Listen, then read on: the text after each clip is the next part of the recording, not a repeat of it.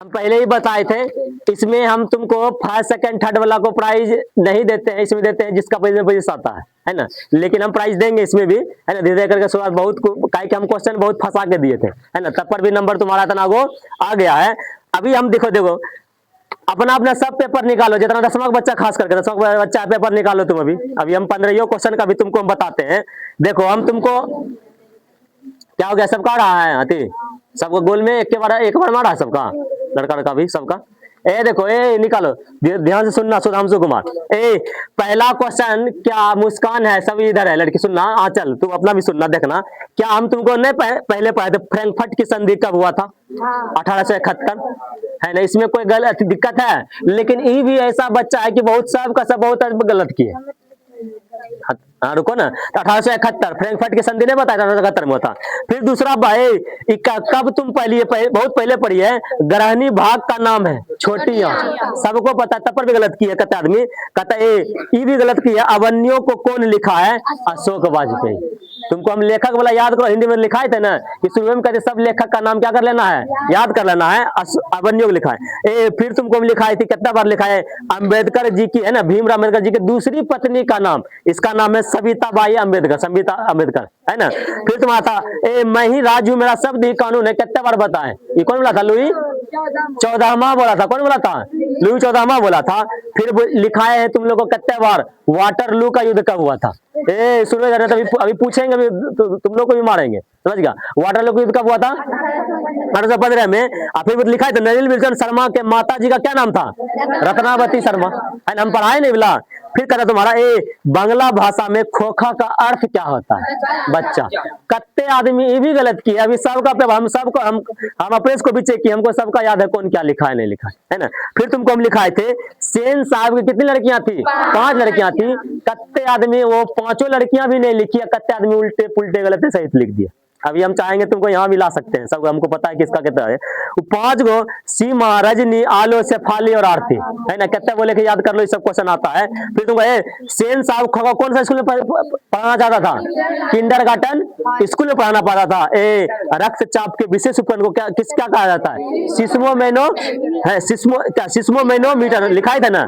फिर तुम्हारा कहता है दांत की सबसे ऊपरी परत क्या कहते हैं? इनामेल कहते हैं। और कहता है पत्ती में गैसों का आदान प्रदान किसके द्वारा होता है?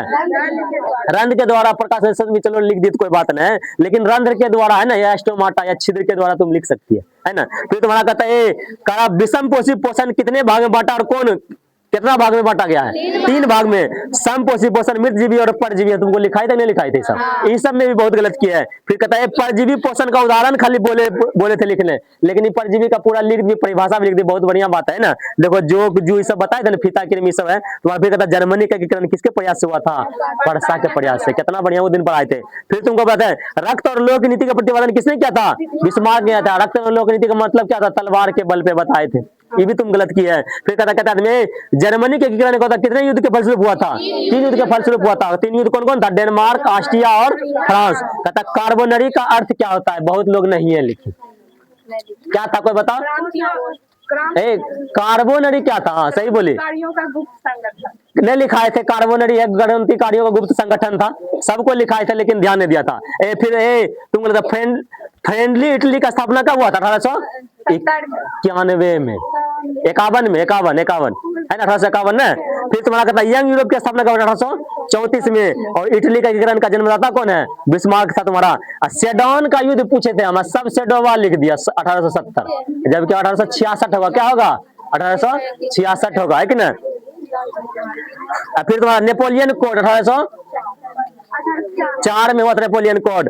और ग्लूकोज का सूत्र भी कितने लोग नहीं लिखे, ये आंचल का भी शायद गलत हो गया होगा, है ना। हम देखे तो उसका C6H12O6।